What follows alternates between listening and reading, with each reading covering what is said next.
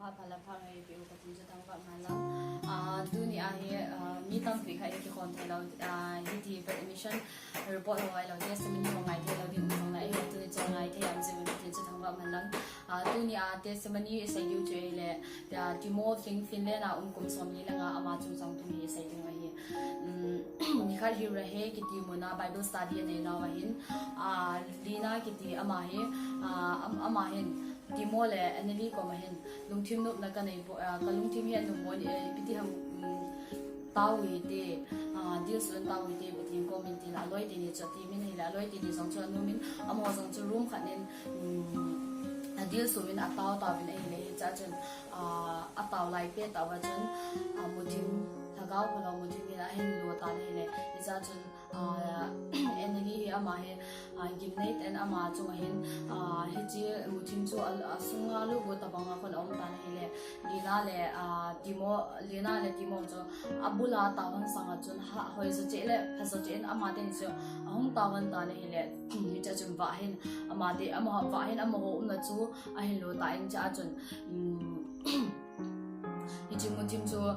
thei ta pona hi cha chun hi te banga hung lu gul banga chun hi che ba chun ama hung lu na di cha kha tan tan hele ama chun hi che room chu hi che mutim chu room chu ada la tan a chi mang tan hi chi zo chom kha zo wa chun amo zong ataw chai pha la chun di na hen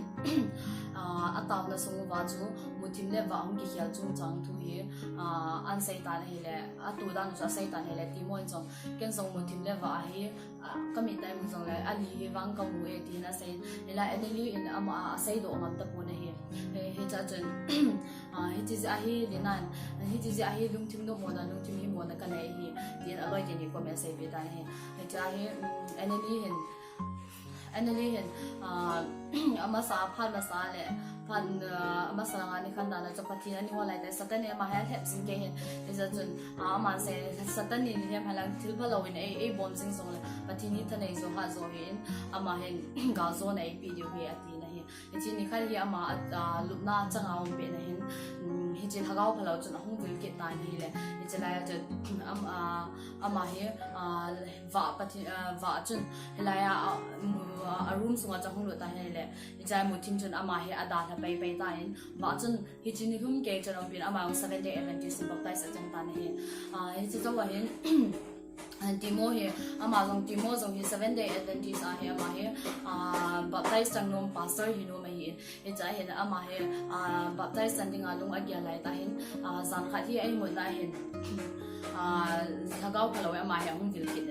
ta ne is a ave in hi chilaya Timo cha bien ama Timo zong ho khang ai bang ima mu hi ni zong le ama o kha da za ji phem ti le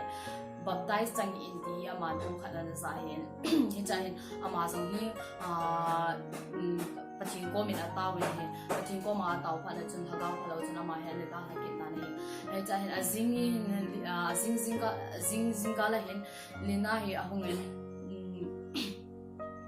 zal ha chu na in kom te thina man nai lo ki khai na he ni to ani thi a hin ko ne be he tina sei bi ta na hele ti mo in dina ko ma chun iti phan ha bi ti dan ham tina dong pan hele dina song a sei bi na hele zal ha aman ai mu ding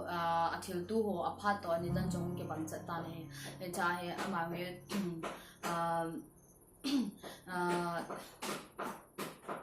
he cha hen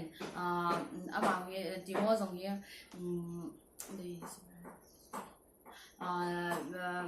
Jinia chon amawin ani za choi la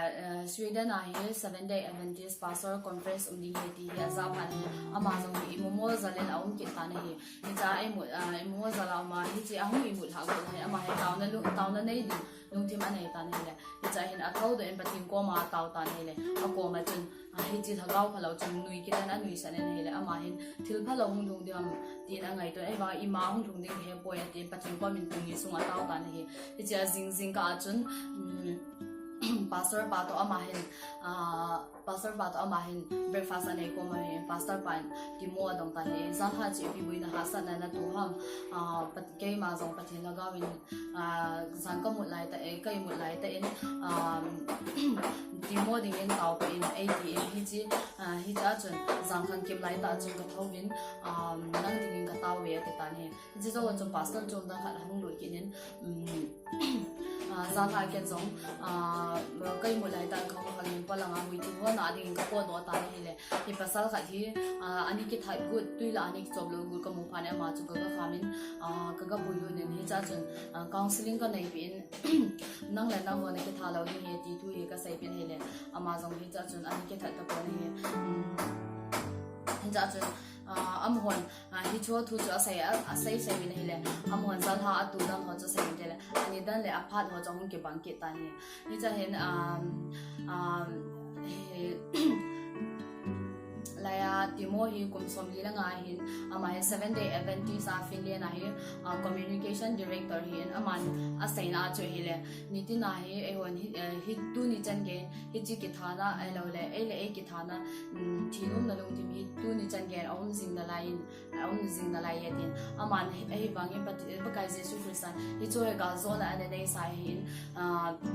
ita bang ha sa na thina gan thina manai lo le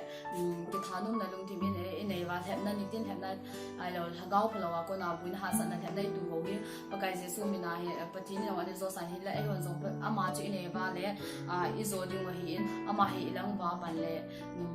hi ji thep na tham thep na ho hi i zo du he ti hi tu ni ti mo fling testimony apa nai ngai tha na chu tu ni chan hi